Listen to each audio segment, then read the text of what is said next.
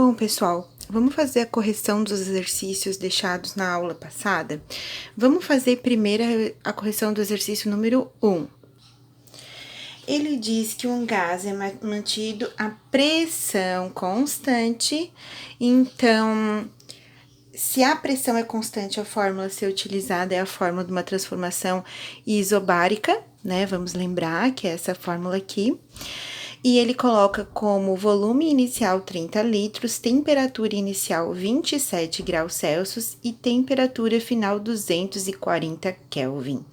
Bom, a gente precisa lembrar que é necessário transformar esse 27 aqui, né? Transformar para Kelvin, então eu somo 273.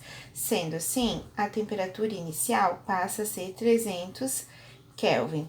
Então, ele vai resfriar para 240 Kelvin, tá?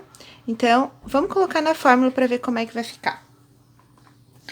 O volume final é o que a questão está perguntando. A temperatura inicial final de 240 Kelvin.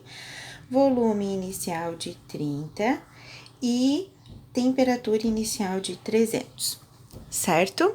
Bom, agora a gente vai fazer a multiplicação cruzada.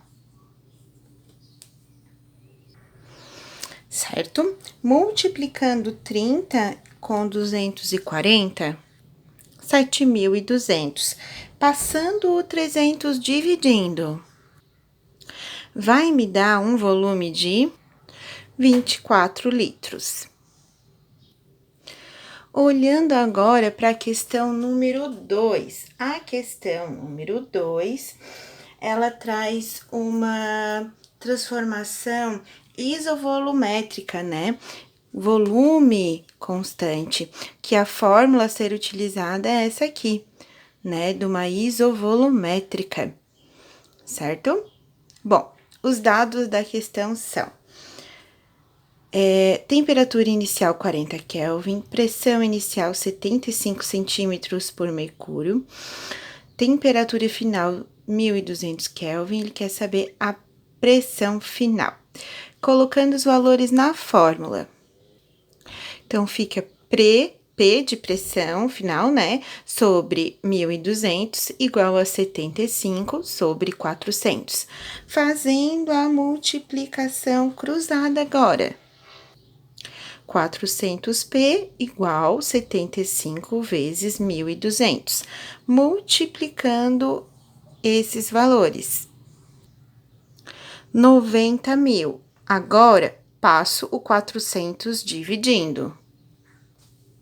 E a divisão dá 225 centímetros de mercúrio, certo? Vamos fazer a questão 3. A questão número 3, ela traz, na verdade, uma transformação adiabática, em que existem as três variáveis volume, temperatura e pressão variando simultaneamente. Ela conta que tem um balão de borracha que está inicialmente a 3 litros, a uma temperatura de 27 graus Celsius e pressão 1,1 atm. Que esse balão vai subindo e, consequentemente, o seu volume vai aumentando e a temperatura diminuindo, né? Qual vai ser a pressão final? Por quê? Porque esse balão, ele sobe tanto, a pressão também sobe muito e ele estoura, né? Então, a gente vai utilizar a fórmula do Pivot-Povetot inteira. Todinha, né? Então, agora substituindo os valores, certo? A pressão eu vou descobrir, o volume de 4 e a temperatura. Opa, só um pouquinho, nós temos umas conversões de temperatura para fazer primeiro. A gente precisa converter para Kelvin as duas temperaturas, então, somo 273. Aqui vai dar 300 e aqui 280. Prontos agora para colocar na fórmula. Então, continuando, a temperatura final é 280. A pressão inicial, 1,1. O volume inicial, 3 litros, e a temperatura inicial 300 Kelvin, certo? Muito bem. Agora, a gente vai fazer as multiplicações primeiro. Multiplicações feitas, agora sim a gente pode multiplicar cruzado. Vamos lá, 300 vezes 4p, 280 vezes 3,3. Agora, as multiplicações nós vamos fazer aqui em cima. 300 vezes 4, 1.200.